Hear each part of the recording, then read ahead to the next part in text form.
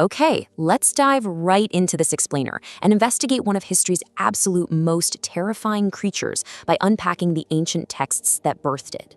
We're talking about the Manticore. You know, that infamous beast that stalked the borders of the known world back in classical antiquity? Really, this is an incredible story of how rumor, fear, and honestly a whole lot of geographic confusion forged a monster that endured for thousands of years. Now, if you've heard of the Manticore before, you've probably heard this specific framing. It's almost always billed as the Persian monster that terrified Alexander the Great. I mean, it sounds like the ultimate ancient showdown, right? Just picture it. The world's greatest conqueror matching wits and weapons against this unstoppable, venomous man-eater during his eastern campaigns. Well, here's the truth. That encounter is a complete fabrication. It literally never happened. The whole idea actually comes straight out of 13th and 14th century Romance literature. Think stuff like the Roman Alexander. There is absolutely zero ancient evidence that Alexander ever met this beast. Seriously, none of the ancient historical accounts of Alexander's life even mention the Manticore. It's purely a medieval fiction that got slapped onto historical events just to make them sound more thrilling. Part 1. The Anatomy of a Monster. Let's build this beast. So the crucial point is, if Alexander didn't fight it, what exactly was this monster that had the ancient world so totally terrified? Stripping away that medieval romance, our earliest sources systematically build a creature clearly designed for boundary-breaking horror. We're looking at a beast about the size of a lion, but with this crazy vermilion or blood-red skin.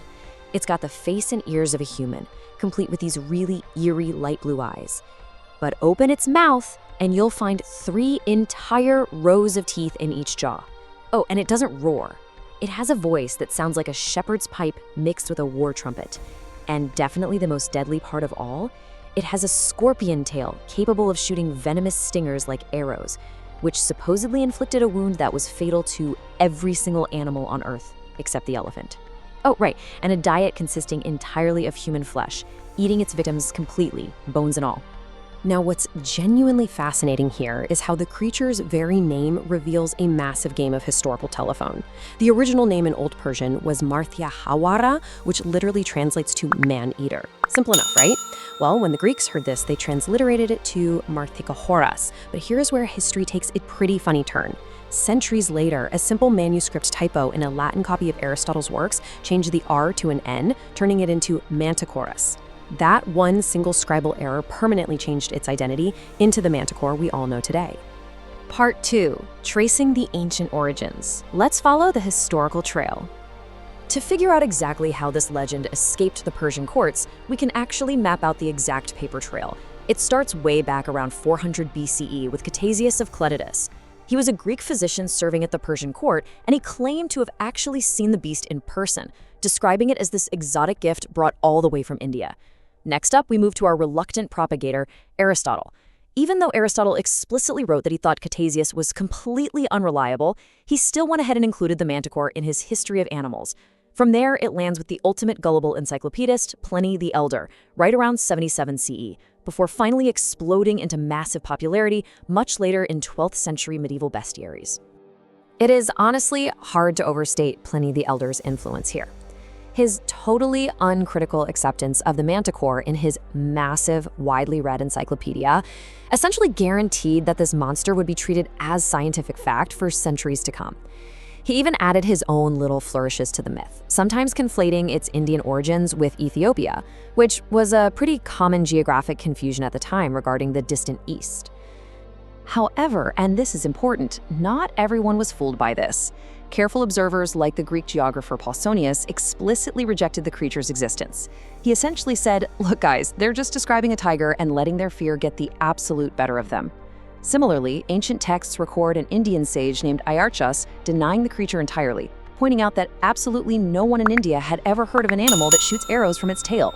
So skepticism was absolutely alive and well in antiquity. Moving on to part 3, a medieval symbol of evil. Let's shift gears into the Middle Ages, because this is where the creature builds into an entirely new cultural phenomenon. Medieval Christian bestiaries gave the Manticore a complete narrative makeover, totally transforming it from a distant biological oddity into this terrifying moral allegory for the devil. Every single part of its body was suddenly assigned a deep spiritual meaning. The human face? Well, that represented evil disguised as something familiar and attractive. The lion's body stood for raw strength and tyranny. That venomous scorpion tail, that represented the hidden, unexpected strike of sin. And its whole habit of consuming humans, bones and all, that perfectly symbolized the total, soul-devouring destruction of vice. It literally became a teaching tool designed to scare the faithful right back onto the righteous path. Part 4. The biological impossibility. Shifting our investigation from history to science, we need to ask why this creature completely violates the laws of nature, and we quickly see why skeptics were right to be suspicious. A quick scientific takedown reveals its anatomy isn't just unlikely, it completely breaks fundamental biological principles. First off, you simply cannot crossbreed a mammal, a primate, and an arachnid. Period. It's genetically impossible. Second, while some sharks have multiple rows of teeth, absolutely no known mammal has 3 rows of permanent teeth. Third, while some animals, like porcupines, have detachable spines for defense, animals cannot biologically actively shoot complex structures like an archer firing a bow. And finally, Clutius has claimed these stingers grew back instantly after being fired. Again, that's just a biological impossibility for an appendage that complex to instantly regenerate. Which brings us to Part 5, the real monster revealed.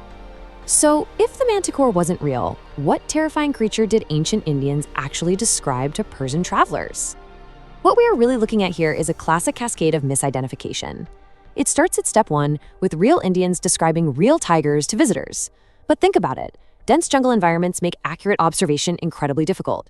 Add in the natural human tendency for fear and exaggeration, and boom, by step 2, Persian courtiers are seriously embellishing the terrifying tales. Step 3, Ctesias, the Greek physician, hears this court gossip and just writes it down as literal fact. And by step 4, Greek and Roman writers are elaborating on the myth even further, locking it right into the history books. It's just a classic case where fear, distance, and bad visibility warped a real animal into an impossible nightmare. And this right here brilliantly illustrates the solution to our ancient cold case. When you line up the myth side by side with the Bengal tiger, all those confusing details suddenly perfectly match the reality of the Indian jungle. The blood-red skin, that is clearly just the tiger's orange coat. The 3 rows of teeth, that's simply a terrified observer seeing a tiger's massive prominent canines during an open-mouth threat display. That trumpet voice is a terrifying echoing roar.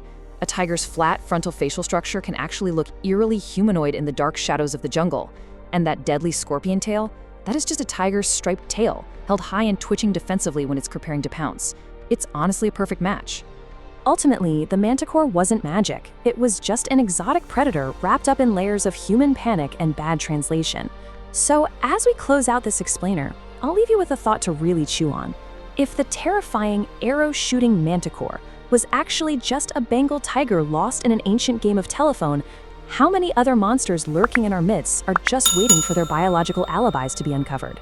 Keep questioning what you read, and we'll see you on the next explainer.